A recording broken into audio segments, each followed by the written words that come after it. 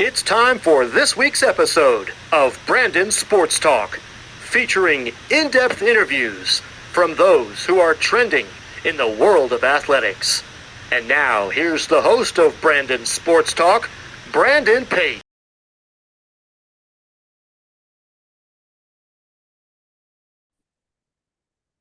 Welcome back to Brandon Sports Talk. In today's episode, I have the privilege to interview the Maine Mariners media assistant, Zach Taranko. How are you doing today?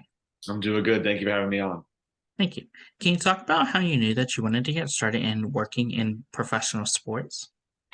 Yeah, so I've always been a sports guy my whole life, interested in sports, love watching sports. And once I really got into my early teen years, I knew I wanted to, sports, being a sports player and athlete wasn't really my thing. It wasn't what I wanted to do. I wanted to kind of get working in behind the scenes and being like a broadcaster, a reporter, or something like that. And so I really did my best to get involved in whatever I could. And so when this opportunity to work for the Mariners came up, I was super excited and just got involved as quickly as I can. I'm really thankful I got this opportunity this past year to work for them. Of course, what was that like getting to go to Thornton Academy and studying digital media? It was awesome. I'm really fortunate to go to Thorne Academy, one of the biggest high schools in the state of Maine, and they had their own broadcasting network in TATV. They also had a lot of teachers and other people and a lot of equipment. Just a lot of opportunities available to get to do broadcasting, to get to go film things, take photos, all those kind of things. And so it was a lot of fun. Still being a senior now, I'm trying to soak up and enjoy as much as I can before I graduate this year. But it was definitely a great opportunity, great experience, and I learned a lot. To work with a lot of the people there, people like Josh Pulsford, Jeff Christenberry, who really helped me, in my career. Of course, while at Thornton Academy, what was it like getting to study sports media and broadcasting? It was awesome. I was able to take a couple classes even for sports journalism, but it was really interesting. Thorne Academy is great, great sports, great athletics.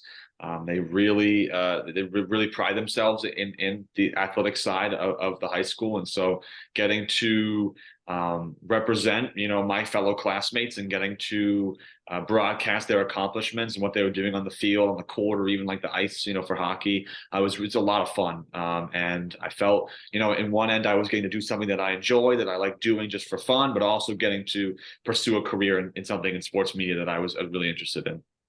How is it like, obviously, getting to have your own talk show for the school and it being called the Children Talk? It was awesome. It was something that podcasting is something I was really interested in. I love listening to podcasts. Sports podcasts is pretty much all I listen to. I in the car when I'm going to school or whatnot. So when I had the opportunity to start it up with a fellow classmate and a fellow teacher, I was all into it. It's great to just get to talk about sports with people.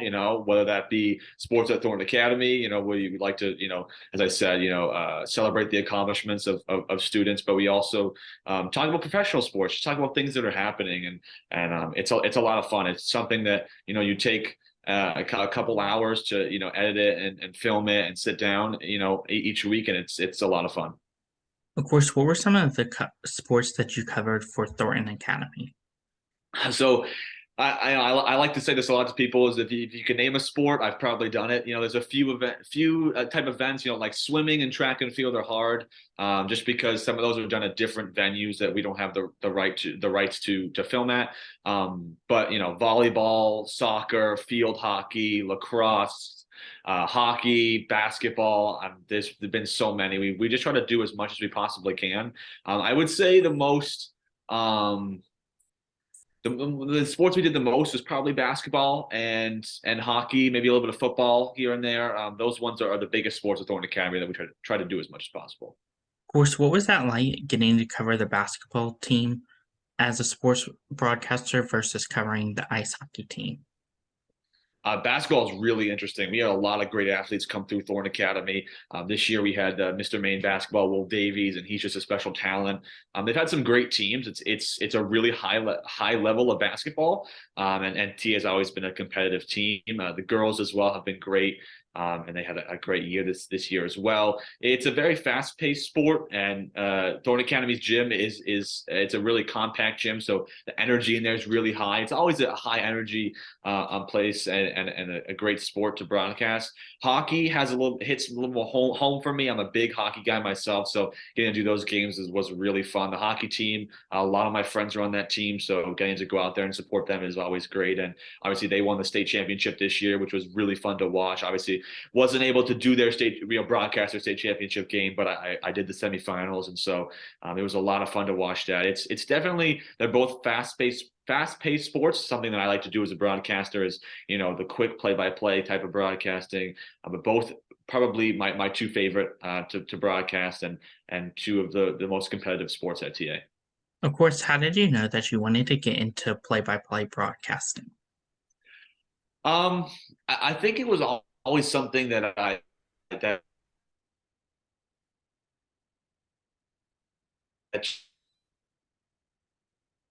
just do, I would when I was young have an Xbox or Wii or whatnot, and I would turn the volume down and I would pretend I was the broadcaster. It's something I was just so interested in, and I loved listening, back in the early 2010s, mid 2015s on NBC, because hockey was my favorite with Doc Emrick and Eddie Olczyk all the time. And those two guys were so electric in the playoffs when they were broadcasting, and it was just something that I was really interested in. It was something that I felt like I've always felt like I'm pretty well spoken, and I know how to talk about sports in that way. And so it was something that I wanted to be able to do for fun, but also as a career. And so it was, once I had the opportunities available to me, I took them as quickly as I could. And so ever since, like I said, my early teen years, I've just been involved in it, and I've been running that race. Of course, who are some of the sports broadcasters that you look up to that you inspired to be one day?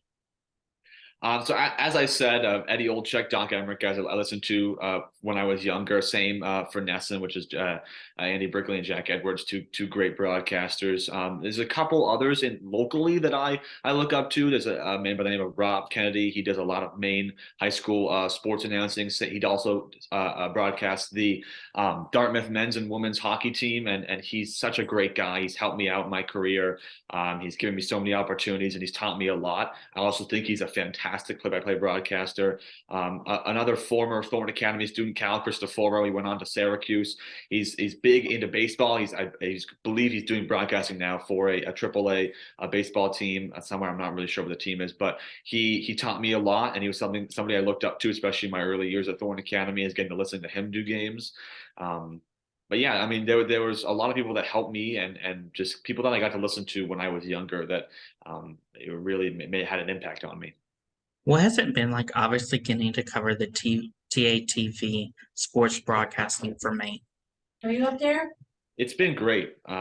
It's been a lot of fun getting to do that, and as I said, the last 4 years have been awesome at TA. And as I said, it's not always sports broadcasting. Sometimes you're taking photos, or you're just having some videotape to give to the teams, or writing some notes, or writing a story that might get posted somewhere. And so it's always fun. And I think the biggest thing to me, and I know I said this before, but getting to do these things for your fellow classmates, your friends, people that is it's a lot of fun. It's not just these big sports athletes that are on the field that you have no connection to. These are people that I see in the hallways, people that I see after school, that people I like to be around. And so it's always a lot of fun getting to broadcast these games, or report on these games, or take photos of these games for these people, because I want to support them, and they support me back, and they people want to tell me all the time they love watching the broadcast, they love listening to the podcast, whatever it is. So that's why it's a community. It's a high school. It's where I've been for 4 years, and I've been so thankful to be a part of it. Of course, what has that moment been like, as you said, having those people listen to your broadcast and inspire you and cover the games that your friends cover? It's awesome.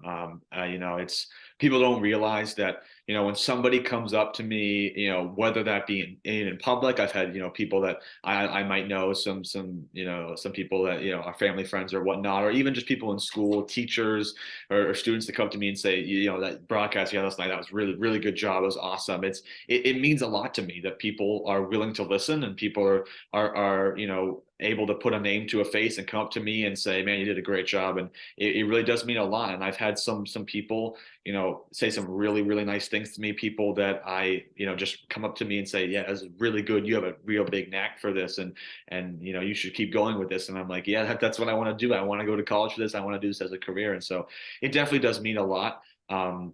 And the TA community and the Saco community where I live it's great. People love listening, and it's the same people. And you'll get people who comment on Facebook or YouTube on our broadcast and always say nice things. And so it's awesome. It's definitely been great. And for anybody out there who's ever said anything nice to me, it really does mean a lot, because it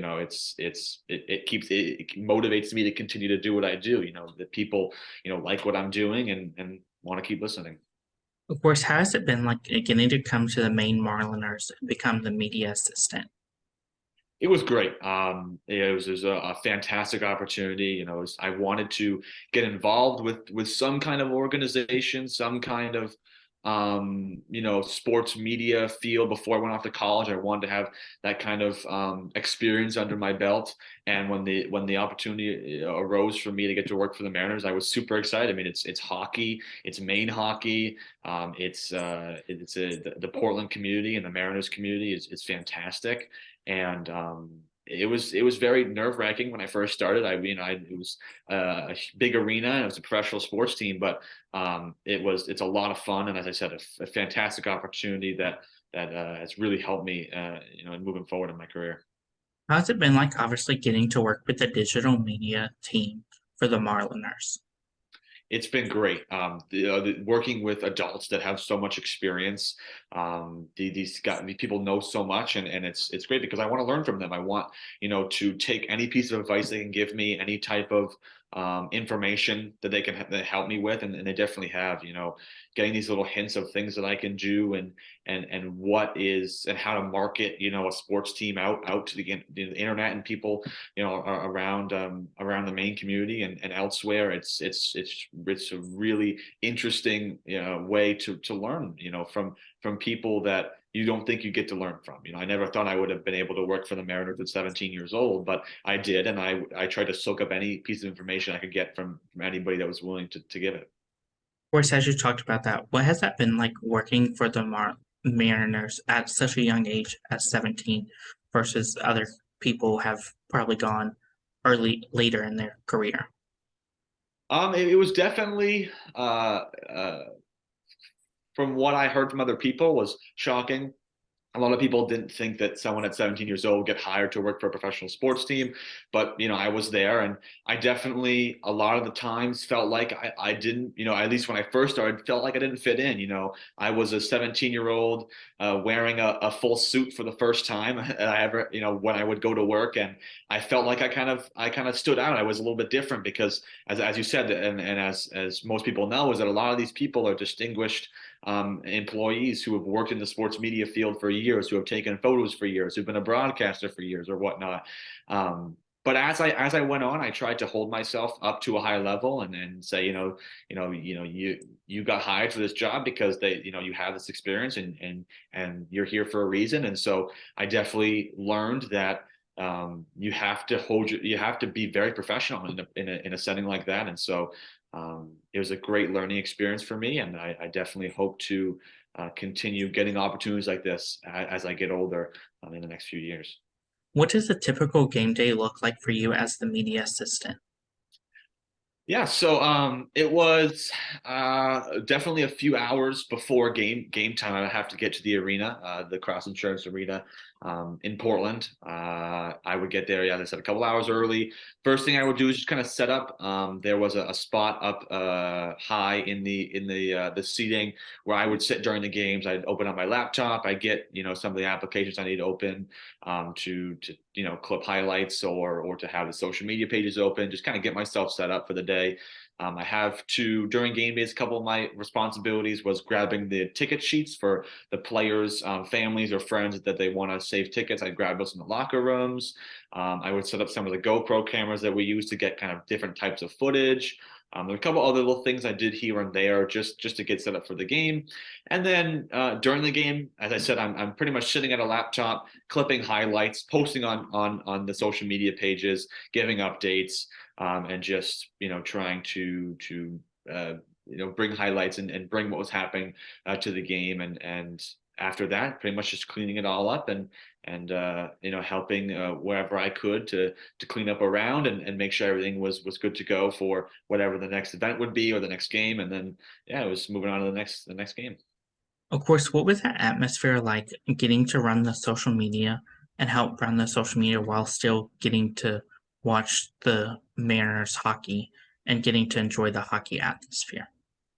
Well, yeah, getting to pretty much getting to watch hockey for a job is pretty awesome. It was pretty cool that as much as I was working during these games, I'm pretty much watching hockey for a job, which is really cool. But yeah, it's definitely hard to manage a social media during a game day. To some degree, you want to be as professional as possible. You want to make sure everything is good and professional because you're working for a professional sports team. But another piece of it is bringing energy and being exciting and trying to make people laugh and get people involved. You don't just want to have these very generic tweets or generic posts or whatever it might be that don't have energy to them. If somebody scores, you want to get into it. You want to be excited. The people that are reading this on the internet, you want them to be like, man, it must have been a big goal the way he's celebrating it.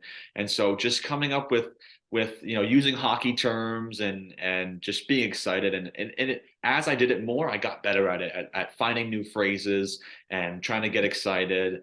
And it was definitely a lot of fun because I not only did I have fun getting to do this, but I learned a lot about what how a team wants to be represented on the internet, how they want to be to be looked at, especially with how they post. And so it was a lot of fun, but definitely a difficult task to figure out what kind of voice or message you want to kind of put out there. Of course, what was it like getting to help the social media and getting to help manage the social media for the Maine Mariners? It was great. It was definitely, as I said, difficult and a little bit daunting at first to manage that. To say that that's all on you for a game day. But as I said, it got a lot easier as it went on, and a lot of fun as well. And I think it's great to be able to work in an environment where you get to have fun when you go to your job, and getting to manage the social media page is something that I will always look back on and say that was a lot of fun. It didn't really feel like a job. It felt like I was going to do something that I really enjoyed. And so yeah, it's definitely a great environment to work in. Of course, while helping running the social media page for the team, what was that like balancing running their social media, but also balancing your personal life outside of the Marliners? It was tough at first. As I said, I'm still a student during the season when I worked for them, and so working on weekdays or even on weekends and having homework and also balancing other things in my life was difficult at first. But I definitely after a little while got myself into a rhythm and organized my time and figured out I have to work tonight for the Mariners, and I have to make sure that everything else I need to do for the day is either done or I do another day because I'm going to work. I need to, make sure I'm representing myself and working the best I can for that night or whenever it might be. And so it was definitely tough, but I think it was a great schedule. I never felt like I was overworked. I never felt like it was too much. I was all whenever I needed help, whenever I had questions, whenever I had a new task, for my job, people were there to help me and guide me. And so it was definitely not a tough transition from going to just having a personal life to having a personal life and working, during a school year. So it was definitely an interesting experience, and I'll definitely learn from that because going forward, I know in my jobs in the future, I'll have probably a pretty challenging schedule with a lot of work to do, and so it was interesting to see what that was like for a hockey team. Of course, what were some of the things that you learned about running a hockey team's social media that you didn't know beforehand? One of the things that I learned is that definitely a lot goes into marketing a team. It's not just one person sitting behind a computer, posting on the internet, and one person running ad campaigns and things like that. The Mariners have a well-established and a well-oiled machine working to do anything from advertising to marketing to posting on social media to managing the ticket sales and all those things. And learning that a lot goes into that and how people collaborate and work together is something that I'll definitely take, going forward. But as I said before, learning how a team wants to be represented on the internet, what their message needs to be, what they want their voice to be. You want to bring excitement, you want to get people involved, you want people to come to games or watch games or listen to games on the radio, but you also want to be professional and you want to put the best voice out there that you can. And so it's definitely a great lesson for myself with how teams at higher levels than the Mariners are, how they might work to be professional, but also bring excitement and engagement to viewers or fans, and also how I can do that for myself. Learning how I want to represent myself to people out there on the internet, how I want people to hear my voice or my message, and I want to make sure that that's as good as it can be going forward. What were some of your favorite memories and moments getting to work with the Marlins? There were a lot. There were a lot of great games. The one thing I love about Mariners hockey is that there was never a dull game. Whether that be a super super close game that went into overtime, or it was a game with tons of fights, or it was a game where there was tons of scoring. It was crazy. There was one game I worked where the score was 9-7. There were 16 goals scored in a game. It was crazy. There were a couple of overtime victories that were amazing. Trying to think. One of my favorite parts was getting to work the playoff games at home. I was able to work a playoff game at home, and the atmosphere was electric. The fans went crazy, the players went crazy. They were super excited. It's a great atmosphere. It's a great building. It's a great place to watch hockey, and so I think the biggest thing is that it was always exciting. Every time I went to work, whether I was working from home during away games or I was working in the arena for home games, I knew that something was going to happen, that I was going to walk away from like, wow, that was pretty cool, or wow, that was pretty crazy. Whatever it might be. It was never a dull moment working for the Mariners. Of course, what was that experience like, as you said, when you got to work for the home at home versus working away on the road with them? Well, it was definitely a different atmosphere, as you said. The home games, you're in there, you're watching the game, you're right, you're pretty much right up there. There's a little bit more responsibility at home. There's more things to do when you're working in the arena. When I'm working from home, just kind of posting on the social media page and watching the game, over the internet. It's a little bit more laid back, which is something I found very interesting. It was. I like to be in the arena. I like to be, working the home games and getting to feel the atmosphere. But I also kind of liked being able to be at home and kind of get more engaged. When you have less other responsibilities, you become more engaged in the posting online and posting, for the team on the social media pages. And so I tried to, get into it as much as I could, when posting goals or posting hits or whatever that might be. And so it was definitely two different atmospheres, but learning from what that is like, for what jobs might look like for me in the future. Of course, growing up in Maine, what has that been like, obviously getting to work for the home state team of the Maine Mariners?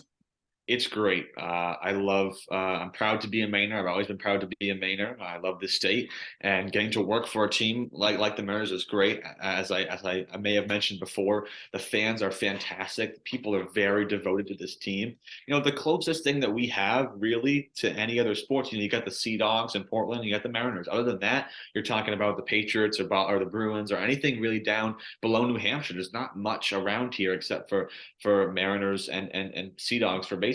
So the fans get really into it. They're very devoted. The community is fantastic. And the biggest thing is that the more I worked there, the more I got to meet and I got to be around these devoted fans that came to all the games, the people that were so interested and so involved, the people that would comment on my on the posts for the Mariners. When I would post something on the Mariners page, I get people commenting and saying super cool things. One of the greatest things that I always loved is that one of the players, Grant Gabriel, his mother would always comment whenever he would score, whenever anybody would score. She would always comment and say super nice things. And I felt like it was every game I got a comment from her, and it was just super cool to see that like people are just super interested in the team. And so it's really great to get to work for the Mariners and represent Maine. And they had a great season, which was awesome. And it's just super cool. Something I'm really gonna really always look back on and be appreciative and really I really enjoyed it. Of course, what has that interaction been like? Obviously, getting to interact with the fans on behalf of the team. Oh, it's awesome. I kind of feel like, to some degree, I'm kind of I'm representing the Mariners. I'm the one that's there to reply, to the comments or like the comments or kind of keep people outside engaged. It's one of my responsibilities, and so it was really cool getting to meet a lot of the fans at home and see them interact and see them get involved and getting to reply to people on Twitter or whatever it might be was super cool. And just being engaged, that's the one thing that I always, I try to think about it like this. If I had commented on a famous person or a team's post and they had liked it and commented back to me, I would have been like, wow, that's really cool that they're willing to do that and comment back and keep people engaged. And so that's one of the things I tried to do, which was kind of keep people engaged as much as possible and keep the energy flowing for the team as during the season. Of course, what are some of the things that you learned that you didn't know before working for social media for a professional sports team? Um, I learned that there's definitely uh, an aspect of look for the right word here. There's an aspect of, I guess, kind of complexity to it. It's not just clicking a button and typing some words and then clicking, the post button. There has to be sort of, I keep using the word engagement, but you have to kind of engage the people. You have to, there's definitely a reason to post. There's a reason, and there's importance in everything that you're posting for this team. And so I learned how important it is to be putting the best foot or the best message out there for on behalf of the team, for the purposes of being professional and being courteous and being respectful, but also you know marketing this team as best as I could, because that's part of my job. It's something that I wanted to do. I wanted to market this team and make it look as awesome as possible and highlight the players and highlight the coaches or whatever was happening with the organization. So I definitely learned a lot. It was a great experience. And it's tough knowing that I won't be, unfortunately won't be able to go back to the Mariners this year because I'll be in college during their season. But as I said, I'll definitely always take away everything I learned from there, and I'll definitely be big supporters of the Mariners for however long they stay in Portland. Of course, what are some of the things that you will take over to whenever you go to Quinnipiac and become a sports broadcaster? I will definitely try to act in the same professional way I did with the Mariners. That's definitely one of the things that I learned a lot about. Getting to work for TATV. I didn't always, have dress, in nice pants and in a button-down shirt when I was doing these broadcasts. Because I was behind the camera, but seeing all everybody showing up and being very professional and always putting off the best professional self that they could is something that I want to bring, to myself as I go forward to Quinnipiac. I want, for every broadcast or every type of media, sports media thing that I'm involved in, I want to be as professional, look as professional, and act as professional as I possibly can to make a good impression on the people around me, the people that I may work with in the future, people that may, be a connection for me in the future. And so definitely being the professionalism is something that I really want to hone in on as I go to Quinnipiac. Of course, what advice would you give people that are looking to work in professional sports? Working on the media side of professional sports, or even just within the team, I would definitely say get involved as early as possible. As somebody that got involved with a professional sports team at 17 years old, I know that opportunity would have never have come to me if I hadn't been involved with TATV or hadn't been involved with sports media since I was young, when I was like 12 or 13. It's never too early to get involved. It's never too early to put yourself out there. People don't realize that making connections with other people out there, even just shaking somebody's hand and saying your name and telling them what you do it really goes a long way. And that's how I got my job. I was able to meet my boss during a former Mariners game, a couple of years ago. I reached out and he told me about the position. And so it was really, it's all about connections, all about putting yourself out there, and it's never ever too early to do that. Of course, what advice would you give those people that are looking to work in social media for a professional sports team? With social media, I think it's harder to have what's the right word, to have a loaded resume, or have a lot of things under your belt. With social media, you kind of just have to get going with something. You have to start somewhere. And so I would definitely give the piece of advice to try and publish your own works, publish your own types of media, of social media. Keep a strong following, and be on Twitter, or be on LinkedIn, or be on Instagram, or Facebook, or whatever it is, and try to work on publishing yourself and showing yourself in that kind of light. And being able to to walk up, if you want to walk up to a job and be a social media manager, to say, I run my social media like this, and this is how I run this, and I know how to market myself, and so I can market your team, or I can market this company, or whatever it might be. So it's definitely, I think, about having that type of experience to go when going into looking for a job like that, but also being confident in what you're doing, and being able to really say, I know how to do this, and I can work a job, I can do a job of this type, in the future. That's great advice. Where can my listeners find you at on social media along with the Maine Mariners team at? Yeah, so you can look up the Mariners on Twitter. That's really where I would say that the Mariners are the most active during the seasons, is on Twitter at Marin. Excuse me, I believe it is just Maine Mariners, at Maine Mariners. But I'm pretty active on Twitter myself. I do have an own personal account. I don't really post on it as much as I do during the hockey season or whatnot. You can follow me at Zach_Taranko, Taranko. You can also follow me on Instagram at same thing, at Zach_Taranko. But I would definitely try to be as active as I possibly can in the future. And I just wanted to thank you for having me on today, and getting to talk about my experience. I had a lot of fun. Thank you. Thank you again, Zach Taranko, for your interview, and best of luck in your future wherever it may hold you. Thank you, and to you. You can find Brandon Sports Talk on Instagram at Brandon Sports Talk, Twitter at Talk_Brandon, and you can find me on YouTube at Brandon Sports Talk. Don't forget to like, comment, and subscribe. Thank you again, Zach Taranko, for your interview, and best of luck in your future. Thank you. You've been watching Brandon Sports Talk. Please feel free to like, share, and subscribe to Brandon Sports Talk on social media and on YouTube.